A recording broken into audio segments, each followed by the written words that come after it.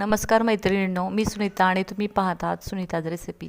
तर आपण आज बनवणार आहोत बाप्पासाठी तळणीचे मोदक।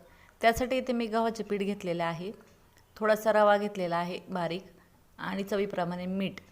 तसंच त्यामध्ये मी एक मोठा चमचा तूप टाकणार आहे आणि हे चांगल्या प्रकारे आपण गव्हाच्या पिठाला चोळून घ्यायचं आहे।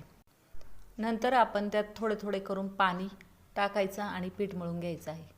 पीठ मळताना असं घट्टच मळून घ्यायचं आहे। इथे मी घट्ट असा पिठाचा गोळा तयार करून ठेवला आहे, तो आपण 10 मिनिटांसाठी झाकून ठेवायचा आहे। त्यानंतर इथे मी एक वाटी खोबरं किसून घेतलेलं आहे, हे खोबरे सुक्कच आहे। त्यानंतर थोडेसे काजू आणि बदाम मी मिक्सरला थोडेसे बारीक करून घेतले आहे। जास्त बारीक पीठ करायचं नाही, थोडे मोठे जाडसर वाटून घ्यायचं आहे आणि ते ह्या किसलेल्या खोबऱ्यात टाकायचे। त्यानंतर गोडीप्रमाणे आपण त्यात साखर टाकणार आहोत, वेलची पावडर टाकायची आहे आणि ते सगळं मिक्स करून घ्यायचं आहे। आता मी इथे मोदक करून घेत आहे। इथे आपण लाटून पारी करून याचे मोदक तयार करून घ्यायचं आहे।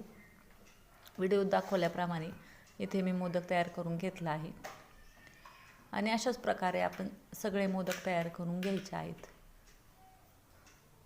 इथे मी बाप्पासाठी 21 मोदक तयार करून घेतले आहेत।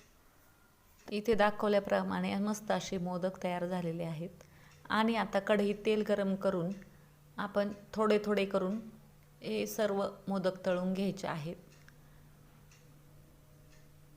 मीडियम गॅसवरच हे मोदक तळून घ्यायचे आहेत आणि तयार आहेत आपले बाप्पासाठी तळणीचे मोदक। तर तुम्हाला रेसिपी कशी वाटली ती नक्की सांगा आणि चॅनलला सबस्क्राईब